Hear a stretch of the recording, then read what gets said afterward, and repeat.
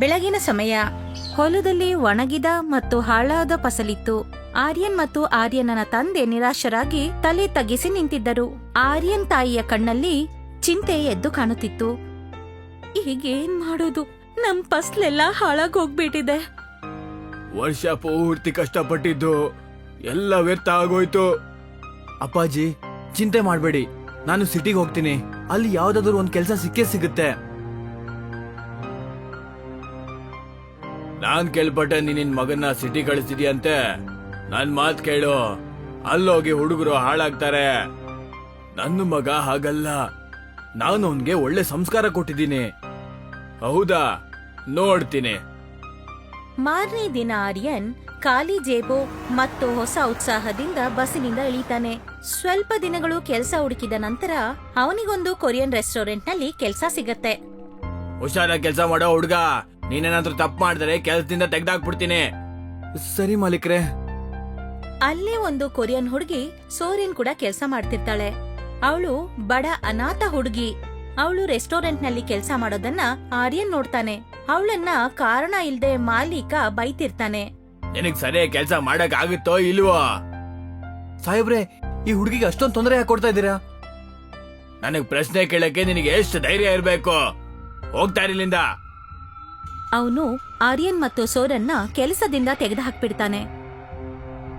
ರೆಸ್ಟೋರೆಂಟ್ನ ಹೊರ ಬಂದ್ಮೇಲೆ ಸೋರೆನ್ ನಿರುತ್ಸಾಹದಿಂದ ಆರ್ಯನ್ಗೆ ಹೇಳ್ತಾಳೆ, ನೀನ್ ಯಾಕೆ ಹೇಗ್ ಮಾಡ್ದೆ?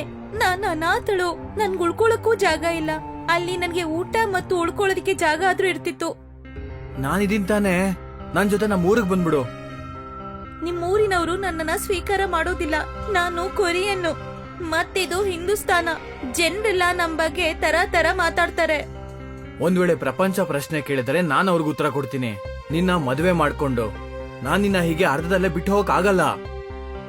ಸೋರೆನ್ ಆರ್ಯನ ಮೇಲೆ ಭರವಸೆ ಇಟ್ಟು ಅವನನ್ನ ಮದುವೆಯಾಗಿ ಅವನ ಹಳ್ಳಿಗೆ ಹೋಗ್ಬಿಡ್ತಾಳೆ. ಹಳ್ಳಿಯ ಜನ ಒಂದ್ ಕಡೆ ಮಾತಾಡ್ತಾ ಇರ್ತಾರೆ. ದೂರದಿಂದ ಆರ್ಯನ್ ಮತ್ತು ಸೋರೆನ್ ಬರೋದನ್ನ ಅವರು ನೋಡ್ತಾರೆ. ಅಯ್ಯೋ, ಆರ್ಯನು ಸಿಟಿಯಿಂದ ವಾಪಸ್ ಬಂದ್ಬಿಟ್ನಾ? ಜೊತೆಗೆ ಯಾವ್ದೋ ಪರದೇಸಿನೂ ಕರ್ಕೊಂಡ್ ಬಂದ್ಬಿಟ್ಟ. ನೋಡಿದ್ರಾ, ಹೇಳ್ತಿದ್ದ ಹುಡುಗ ತುಂಬಾ ಸಂಸ್ಕಾರವಂತ ಅಂತ. ಈಗ ನೋಡಿ, ಕೊರಿಯನ್ ಸೊಸನ ಕರ್ಕೊಂಡ್ ಬಂದ್ಬಿಟ್ಟ. ಆರ್ಯನ್ನ ತಾಯಿ ಮತ್ತು ತಂದೆ ಮನೆಯ ಹೊರಗಡೆ ನಿಂತಿರ್ತಾರೆ. ಇವರನ್ನ ನೋಡಿ ಅವರ ಮುಖ ಬಾಡತ್ತೆ. ಆರ್ಯನ್ ಮತ್ತು ಸೋರೆನ್ ಅವರ ಮುಂದೆ ನಿಂತಿರ್ತಾರೆ. ಮಗನೇ, ಏನಪ್ಪ ಮಾಡ್ಬಿಟ್ಟೆ ನೀನು? ನಮ್ಗೆ ತಿನ್ನೋದಿಕ್ಕಿಲ್ಲಿ ಊಟ ಇಲ್ಲ. ನೀನ್ ಏನು ಸಂಪಾದನೆ ಕೂಡ ಮಾಡ್ಕೊಂಡ್ ಬಂದಿಲ್ಲ. ನಮ್ಮನ್ ಕೇಳ್ದೆ ನೀನು ಮದ್ವೆ ಮಾಡ್ಕೊಂಡು ಸೊಸೆನ್ ಕೂಡ ಕರ್ಕೊಂಡ್ ಬಂದಿದ್ಯಾ? ಅದು ವಿದೇಶಿ ಸೊಸೆನಾ? ಸೋರೆನ್ ಇದನ್ನೆಲ್ಲ ಕೇಳಿ ಬೇಸರಗೊಳ್ತಾಳೆ. ರಾತ್ರಿಯ ಸಮಯ. ಆರ್ಯನ್ ಮತ್ತು ಸೋರೆನ್ ಅಂಗಳದಲ್ಲಿ ಕುಳಿತಿರ್ತಾರೆ. ಆರ್ಯನ್ ಮುಖ ಬಾಡಿರತ್ತೆ. ನನಗ್ ಅರ್ಥ ಆಗ್ತಿಲ್ಲ ಏನ್ ಮಾಡ್ಲಿ ಅಂತ. ಕೆಲ್ಸಾನೂ ಇಲ್ಲ, ದುಡ್ಡು ಇಲ್ಲ. ನಾವಿಲ್ಲಿ ಹೇಗ್ ಜೀವನ ಮಾಡೋದು? ನಾನ್ ಏನನ್ನೋ ಯೋಚನೆ ಮಾಡ್ತಿದ್ದೆ. ಏನು?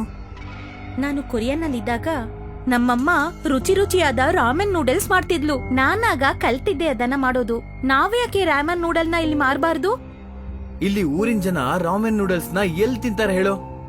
ತಿನ್ನೋಕೆ ರುಚಿಯಾಗಿದ್ರೆ ಎಲ್ಲಾ ವ್ಯಾಪಾರ ಮಾಡಬಹುದು. ಮೊದ್ಲು ಜನರಿಗೆ ಇದ್ರ ರುಚಿ ತೋರಿಸ್ಬೇಕು.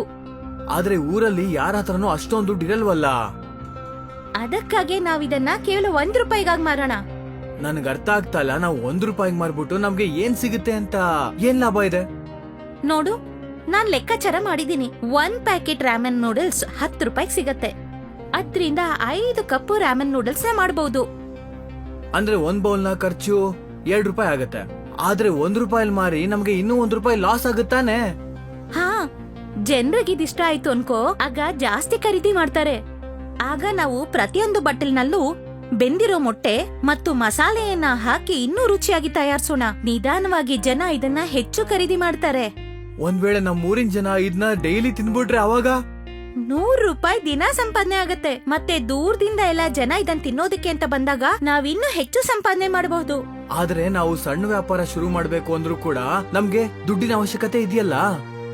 ಸೂರ್ಯನ್ ತನ್ನ ಕತ್ತಿನಿಂದ ಚೈನ್ ಅನ್ನ ತೆಗೆದು ಆರ್ಯನ ಕೈಗೆ ಕೊಡ್ತಾ ಹೇಳ್ತಾಳೆ, ಇದನ್ನ ನಮ್ಮಮ್ಮ ನಂಗೆ ಗಿಫ್ಟ್ ಕೊಟ್ಟಿದ್ರು. ನೀನ್ ಇದನ್ನ ಮಾರ್ಬಿಡು. ಇದ್ರಲ್ಲಿ ಎಷ್ಟು ಹಣ ಬರ್ತೋ ಅದ್ರಿಂದಾನೇ ನಾವು ವ್ಯಾಪಾರ ಶುರು ಮಾಡೋಣ.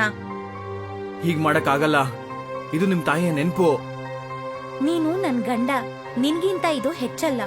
ಒಂದ್ಸರ್ತಿ ನಮ್ ಬಿಸ್ನೆಸ್ ಸಕ್ಸಸ್ ಆಯ್ತು ಅಂದ್ರೆ ಮತ್ತೆ ನಾವಿದನ್ನ ತಗೊಳ್ಬಹುದು.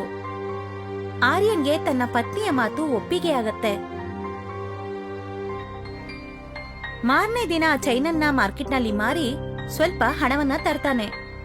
ಹಳ್ಳಿಯ ಒಂದು ಮೂಲೆನಲ್ಲಿ ಕಟ್ಟಿಗೆಗಳಿಂದ ಒಂದು ಅಂಗಡಿಯನ್ನ ಹಾಕ್ತಾನೆ. ಆ ಅಂಗಡಿಗೆ ಒಂದು ಬೋರ್ಡ್ ಅನ್ನ ಹಾಕ್ತಾನೆ. ಕೊರಿಯನ್ ಸೊಸೆಯ ರಾಮೆನ್ ಕೇವಲ ₹1. ಇದೇನ್ ತಮಾಷೆ, ಇಷ್ಟು ಕಡಿಮೆಯಲ್ಲಿ ಯಾರ್ ಮಾರಾಟ ಮಾಡ್ತಾರೆ? ಅರೆ ನೋಡಿದ್ರ, ಸಂಸ್ಕಾರ ಮಗನ ಸಂಸ್ಕಾರ ಸೊಸೆಯ ಚಮತ್ಕಾರನ. ಈಗ ಊರಲ್ಲಿ ವಿಚಿತ್ರವಾದ ಅಡುಗೆಗಳನ್ನ ಮಾರ್ತಾ ಇದಾರೆ. ಹಳ್ಳಿಯ ಜನರೆಲ್ಲ ನಗಾಡ್ತಾರೆ. ಅಷ್ಟ್ರಲ್ಲೇ ಸೋರೆನ್ ಒಲೆ ಮೇಲಿಟ್ಟಿದ್ದ ಪಾತ್ರೆಗೆ ರಾಮೆನ್ ನೂಡಲ್ಸ್ ನ ಹಾಕ್ತಾಳೆ. ಅದರ ಪರಿಮಳ ಗಾಳಿಯಲ್ಲೆಲ್ಲ ಹರಡತ್ತೆ. ಅರೆ, ಇದ್ರ ಪರಿಮಳ ಅಂತೂ ತುಂಬಾ ಚೆನ್ನಾಗಿ ಬರ್ತಾ ಇದೆ. ಸೋರೆನ್ ಒಂದು ಸಣ್ಣ ಬಟ್ಟಲಿನಲ್ಲಿ ರಾಮೆನ್ ಬಡಿಸ್ತಾಳೆ ಮತ್ತು ಗ್ರಾಹಕರಿಗೆ ಕೊಡ್ತಾಳೆ.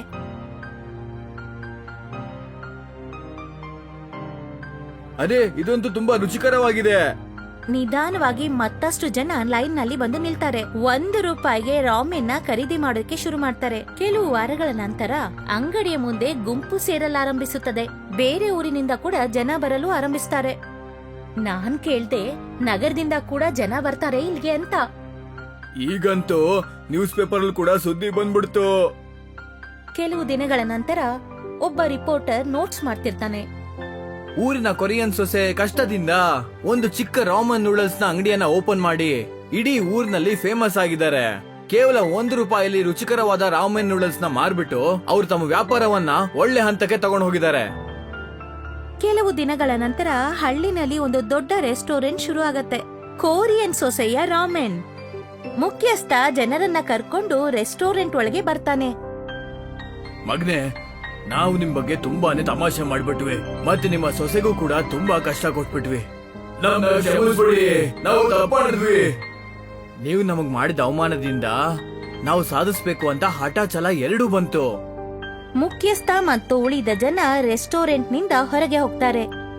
ಆರ್ಯನ್ ತನ್ನ ಜೇಬಿನಿಂದ ಹೆಂಡತಿಯ ಚೈನನ್ನು ತೆಗಿತಾ ಕೊಡ್ತಾ ಹೇಳ್ತಾನೆ, ಇತ್ತಗೋ ನಿಮ್ಮ ತಾಯಿಯ ಗಿಫ್ಟ್. ನಾನಿದ್ರಿಂದ ಎಷ್ಟು ರೂಪಾಯಿ ತಗೊಂಡಿದ್ನೋ ಅದಕ್ಕೆ 2 ಪಟ್ಟು ದುಡ್ಡು ಕೊಟ್ಟು ಅದನ್ನ ತಗೊಂಬಂದೆ. ಆರ್ಯನನ ಹೆಂಡತಿ ತನ್ನ ತಾಯಿ ಕೊಟ್ಟ ಗಿಫ್ಟ್ ಅನ್ನ ಮತ್ತೆ ತನ್ನ ಕುತ್ತಿಗೆಗೆ ಹಾಕೊಳ್ತಾಳೆ. ಯಾವತ್ತಾದ್ರೂ ಯೋಚನೆ ಮಾಡಿದ್ಯಾ ₹1 ರಾಮೆನ್ನು ನಮ್ನ ಇಷ್ಟು ಮುಂದೆ ತಗೊಂಬರುತ್ತೆ ಅಂತ? ಕಷ್ಟ ಮತ್ತು ದೃಢ ಮನಸ್ಸಿನಿಂದ ಏನಾದ್ರೂ ಸಾಧ್ಯನೇ. ಇಷ್ಟನ್ನು ಹೇಳಿ ಇಬ್ರು ನಗ್ತಾರೆ.